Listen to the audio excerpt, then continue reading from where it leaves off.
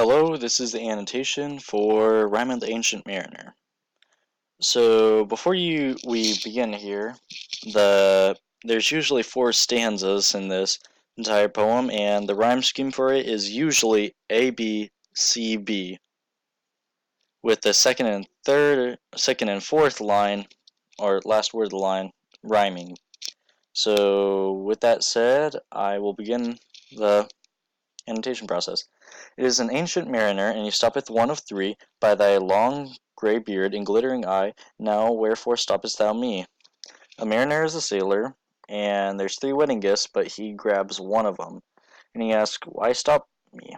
The bridegroom's doors are wide open, and I am next of kin. The guests are met, the feast is set. May us hear the merry din." And it's about to go to the wedding. The wedding's about to start. And the dude's like, "Will you hear my story?" So he holds him with his skinny hand. There was a ship, quoth he. "Hold off, unhand me, greybeard loon. F's soon's his hand drop thee." Basically, Mariner grabs the wedding guest, and the dude's like, "Let go of me, crazy old man." He holds him with his glittering eye. The wedding guest stood still, and listens like a 3 years child. The mariner hath will. So basically, the wedding guest decides to listen to the mariner because he is intrigued by his glittering eye, and right there is personification because glittering eye, your eye can't hold anyone. And so the mariner got his way, and he's starting his story. So the wedding guest sat on a stone. He cannot choose but hear, and thus spake on the ancient man, the bright-eyed mariner. So wedding guest preps for the story by sitting on a stone, and the mariner starts his story. The ship was cheered, the harbor cleared, merrily did we drop below the kirk, below the hill, below the lighthouse top. This is just telling about the setting. The sun came up upon the left, out of the sea came he, and he shone bright on the right, went down into the sea. This is still a setting. A bunch of this setting stuff and everything in here, there's a lot of imagery used, and you can evidently see that. Higher and higher every day till over the mast at noon. Still setting. The wedding guest here beat his breast, for he heard the loud bassoon. The wedding guest is getting into the story. The bride hath paced into the hall, red as a rose is she, nodding their heads before her goes the merry minstrelsy.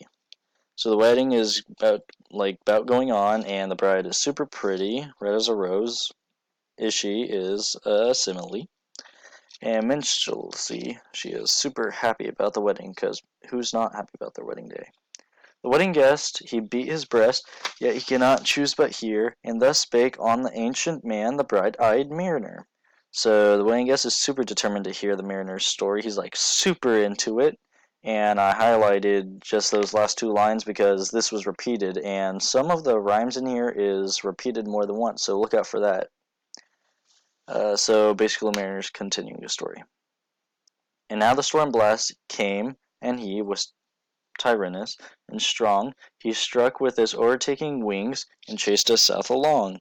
So there was a big storm, and it basically pushed him southward. And when it says "and chased us south along," the winds can't chase anyone. So that's personification. With sloping masts and dipping prow, and who pursued with yell and blow, still treads the shadow of his foe. One sec. There. Accident. And forward bends his head. The ship drove fast, loud roared the blast, and southward we fled. So basically, the ship is overtaken by the harsh wind and is blowing him southward. They keep going really fastly southward. And now there came both mist and snow, and it grew wondrous cold. And ice, mast high, came floating by, as green as emerald. So there's mist, snow, and it's really, really cold. There's huge chunks of ice on the side of them, which are kind of pretty. And it says as green as an emerald, which is a simile. And through the drifts and the snowy cliffs did send a dismal sheen, nor shapes of men, nor beasts we ken, the ice was all between. So there were big mountains of snow, and when it says the ice was all between, there's nothing but ice. This is just a whole land of ice, a bunch of nothing. The ice was here, the ice was there, the ice was all around. It cracked and growled and roared and howled like noises in a swound. or swound, sorry. So this basically supports the fact that there's nothing but ice in this place, and this is kind of like a scary new place. Like these winds are howling. It's an unfamiliar place. When it says it cracked and growled, ice can't do that. What the heck? So it's another personification. At length did cross an albatross. Through the fog came, as if it had been a Christian soul. We hailed it in God's name. So this bird came to the rescue. An albatross, it's a Christian symbol for basically good luck. It's a good omen, and it's a huge bird. So the crew sought the bird's help. It ate the food it ne'er had eat, and round it flew. The ice did split with the thunder fit, the helmsmen steered us through. The albatross led them out of the icy land. And a good south wind sprung up behind, the albatross did follow, and every day for food or play came to the mariner's hollow. So basically, a wind blew the ship northward, thought to be caused by the good-lucked albatross. In mist or snow or mast or shroud, it perched for vespers 9, whiles all the night through fog smoke white glimmered the white moonshine. So there was mist and fog evident still. God save the ancient mariner from the fiends that plague thee thus. Why lookest thou so? With my crossbow I shot the albatross. So basically the bird says, good luck to you, mariner. But nah, the mariner killed the bird with a crossbow. Which some people are super confused by this. Like, why would you kill something that just helped you? But, we're human, so we're not perfect. He just killed the albatross for no reason.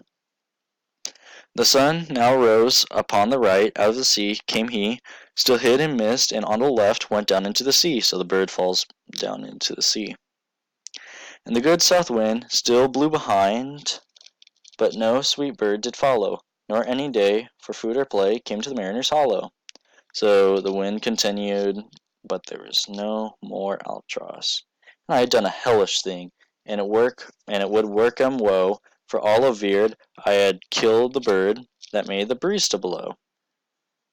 So when it says I had done a hellish thing and it worked 'em woe, it basically is foreshadowing something bad about to happen.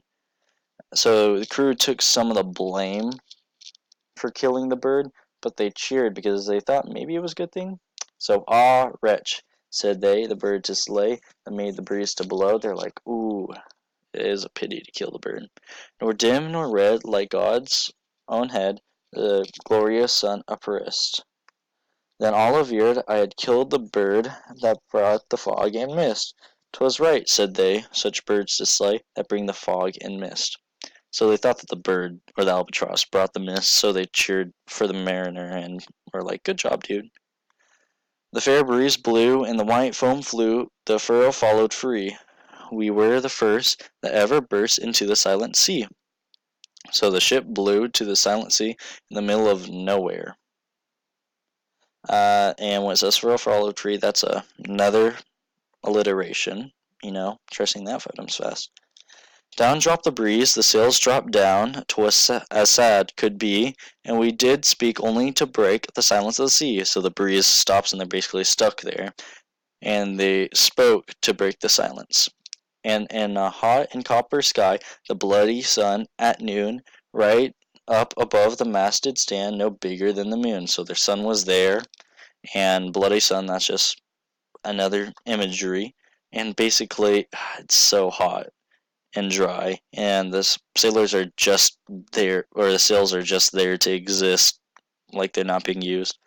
So day after day, we stuck, nor breathed, nor motion, as idle as a painted ship upon a painted ocean. So they were there for many days because the wind would not blow. And as idle as a painted ship is a simile. Water, water everywhere, and all the boards did shrink. Water, water everywhere, nor any drop to drink. So these sailors were like haunted slash taunted by the water, because like they're there and they're super scared of it, and you can't drink the salt water. That just makes you more thirsty. The very deep did rot, O Christ, that ever this should be. Yea, slimy things did crawl with legs upon the slimy sea. So they're like, oh, I'm gonna stay here forever, dang. And then monsters rose to the surface, and slimy sea is an alliteration. About, in reel and rout, the death fires danced at night. The water, like a witch's oils, burnt green, blue, and white. So there's fire in the water with flames of green, blue, and white.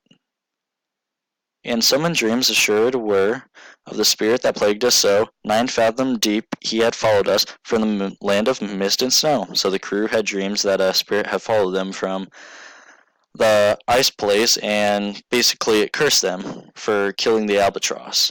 And every tongue, through utter drought, was withered at the root. We could not speak, no more than if we had been choked with soot. So they're dying of thirst, and no one could speak because they were so thirsty. Ah, well a day that evil looks had I from old and young. Instead of the cross, the albatross about my neck was hung. So the crew ultimately blames the mariner and hangs the albatross around his neck.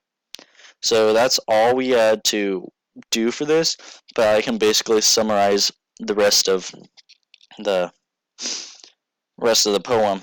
So basically, all these people are basically dying of thirst, and the mariner sees a ship coming towards them, and he can't talk because his he's too thirsty, so he bites into his arm to drink his blood so he can talk, and he points out the ship to everyone. But the ship, it has death on it, and like life in death or death in life, something like that. And they're basically gambling on the people's souls.